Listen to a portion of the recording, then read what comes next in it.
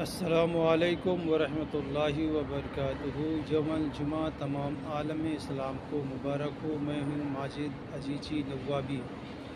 دوستو، جمعہ کے دن خطبہ ہو رہا ہوتا ہے اور بہت سارے لوگ لا علمی میں کچھ باتیں کر رہے ہوتے ہیں، تو بڑے بوڑھے ان کو دیکھ کر کہتے ہیں چپ رہو، اور جتنا تیز وہ پہلے بات کر رہے تھے اس سے کہیں زیادہ بلند آواز میں کچھ لوگ نمبرداری بتانے کے لیے کہتے ہیں چپ رہو بچوں، لیکن شاید ان لوگوں کو پتہ نہیں کہ یہ چپ رہنا کہنا بھی کتنا بڑا گناہ ہے۔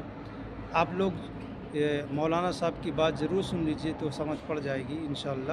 جائے اس کے بعد اگر تم نے کسی کو یہ کہا کہ خاموش ہو جاؤ، تو یہ خاموش ہو جانے والا جملہ بھی فضول بات ہے۔ یعنی اگر کوئی فضول باتیں کر رہا ہو تو اس کو بولنا کہ تم چپ ہو جاؤ، یہ بھی ناجائز ہے۔ چہ جائے کہ بندہ خود باتیں کر رہا ہے، خود مستیاں کر رہا ہے، خود وضو خانوں میں چکر لگا رہا ہے، مٹر گشتیاں کر رہا ہے، اور سنتیں شروع کر دینا۔ بعض ڈیڑھ ہوشیار ایسے بھی آپ کو ملیں گے، خطبہ شروع ہونے والا ہے 10 سیکنڈ کے بعد، لیکن حضرت نے سنتیں شروع کر دی۔ یہ سنتیں شروع کرنا گناہ ہے کہ خطبہ سنو بھائی، ابھی عربی کے اندر جو خطبہ دیا جا رہا ہے تم پر لازم ہے یہ خطبہ سننا۔ ہاں، اگر پہلے کسی نے سنتیں شروع کر دی اور ابھی دو سنتیں پڑھی تھی کہ خطبہ شروع ہو گیا، اب یہ 4 پوری کر سکتا ہے۔ اب یہ نہیں ہے کہ سنت توڑ دے گا، پوری کر لے، لیکن اگر اسے لگ رہا ہے کہ میں 2 پوری کروں گا اور امام صاحب نے خطبہ شروع کر دینا ہے، تو اب سنتیں نہ پڑھے، اب خطبہ ہو جانے دے، 2 رکعت جمعے کے ہو جانے دے، اور اس کے بعد سنتیں پڑھے۔ امام صاحب اکثر خطبے کے اندر آیت درود پڑھتے ہیں، ان اللہ وملائکتہ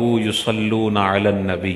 اب جن کی عادت ہوتی ہے وہ کہتے ہیں حق نبی۔ اب بھائی خطبے کے وقت نہیں بولنا ہے، کیونکہ خطبے کے وقت خاموش رہنے کا حکم ہے۔ آگے امام صاحب کہتے ہیں یا ایھا الذین آمنوا صلوا علیہ وسلموا تسلیما، تو جس کی عادت ہوتی ہے وہ درود پڑھنا شروع کر دیتا ہے۔ خطبے کے وقت درود شریف نہیں پڑھنا، دل میں پڑھنا چاہیں تو پڑھ سکتے ہیں، خطبے کے وقت خاموش رہنے کا حکم ہے، غور سے سنیں۔